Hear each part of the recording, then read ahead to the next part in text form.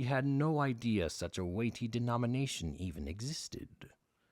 Removing the bill, young Perkins carefully placed it securely into his pocket.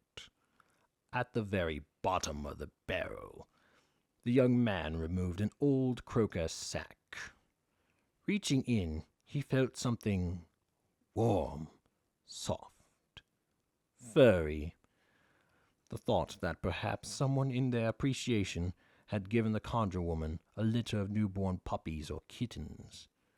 But to his utter shock, the thing that twisted itself deep in the pit of his gut was the nauseating discovery that the sack indeed carried warm, newborn puppies and kittens, save for the fact that the silence was due to each and every kitten. Every newborn puppy had each been blinded by a hot needle. What was worse was the fact that each animal had its tongue cut out. That's why this silence. Stranger still, each of the sad things had black satin bows tied around their necks, to which were attached bills of varying denominations.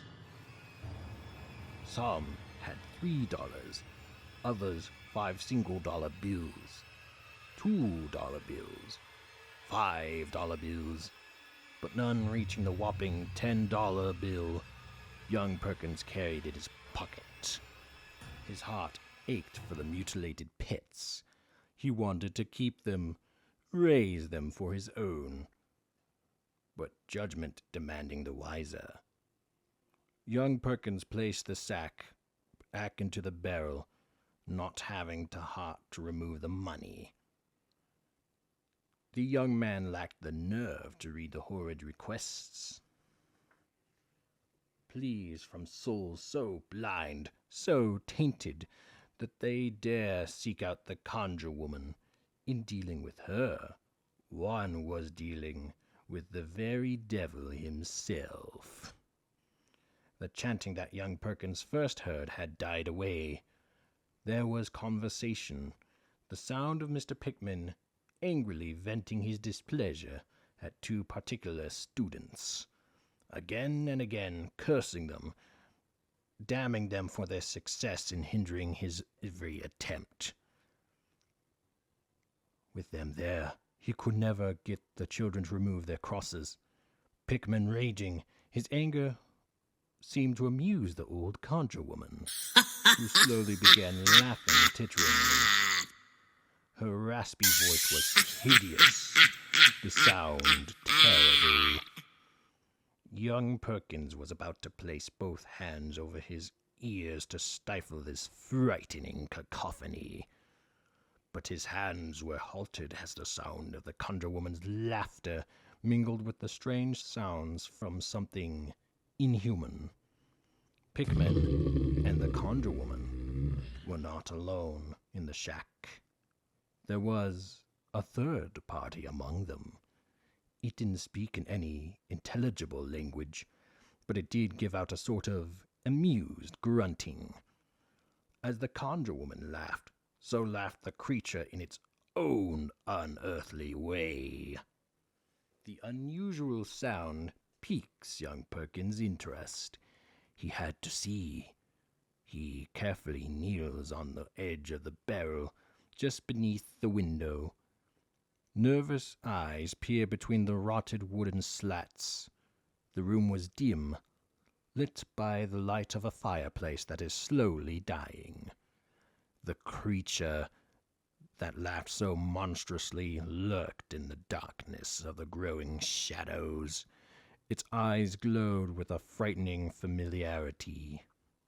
Young Perkins' arms gripped themselves as he realized the relationship the creature had between that of the mysterious Mr. Pickman and the conjure woman. For the old woman began questioning the horrid beast, drawing a pentagram in what appears to be blood. Old Granny Hagen stands in its center. There before the dying flames, she inquires, "Hast thou fed my son?"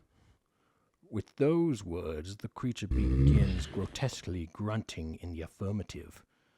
Once more emitting a snickering cackle, she asks, "Hast thou glutted thy belly?" The monster acknowledges the question with energetic grunts and bellows. Then, to the young man's mind-rending horror, Pickman rants. He loudly rages, venting his anger at the conjure woman, calling her mother of my accursed birth, while she shockingly referred to him as seed of my fetid womb. Mr. Pickman bemoaned the fact that he had attended college all the way up in north in Arkham, Massachusetts. He hated the university. He hated everyone in Arkham. Pickman and his mother held nothing for contempt for the town and its people. There was no love lost. They were from Darkwich. They also had relatives in a small, run-down little fishing town called Endsmouth. Mr. Pickman directs his jealousy at the red-eyed creature skulking in the shadows. Young Perkins stares hypnotized as Pickman continues to rant. "Mother of my accursed birth," he howls. The walls of the shack reverberate. "Why hast thou favored my brother? I have fed him better than I fed myself." The creature in the corner gives out a disapproving snap of its powerful jaws. Pickman continues, "Drink piss in hell, thy fetid cunt. I have fed my brother." The conjure woman's cackling continues.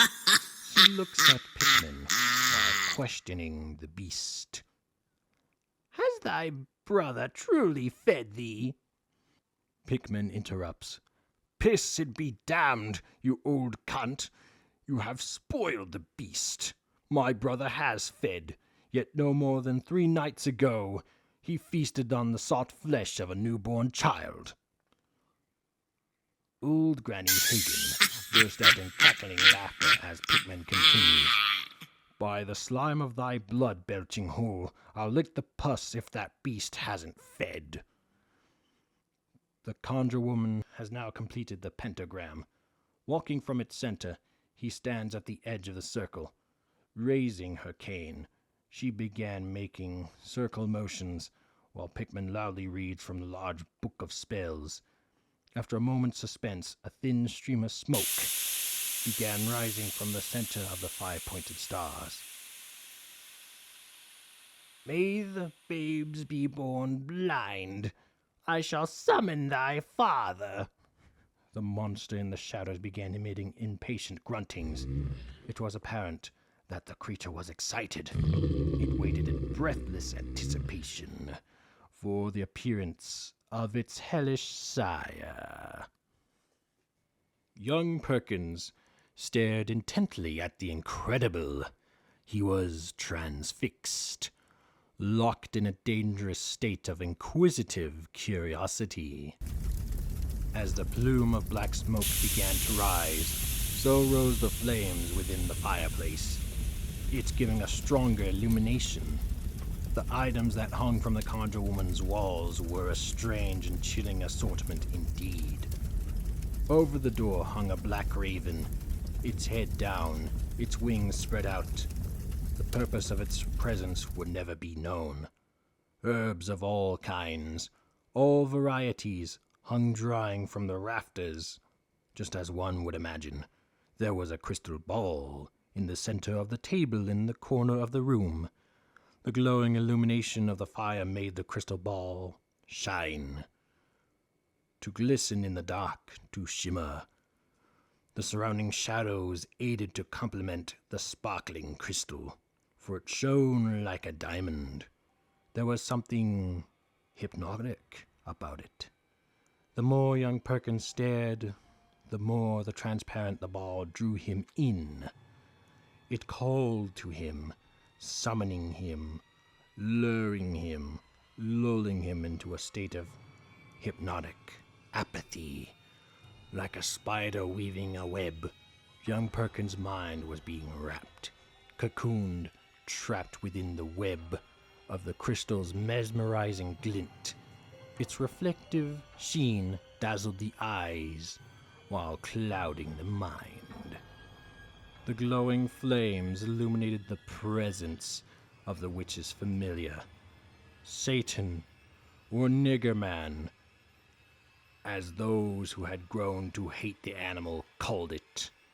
The chime of the bell around the collar announcing the conjure woman's approach. The approach of doom, of disaster.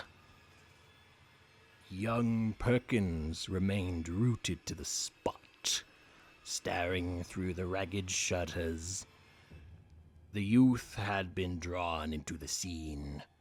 After the horrors of the evening, what more could that night have to offer? As the smoke from the center of the pentagram builds, a form slowly emerges. Old Granny Hagen's familiar was the first to acknowledge it. It gave a loud hiss, its back arched to its utmost.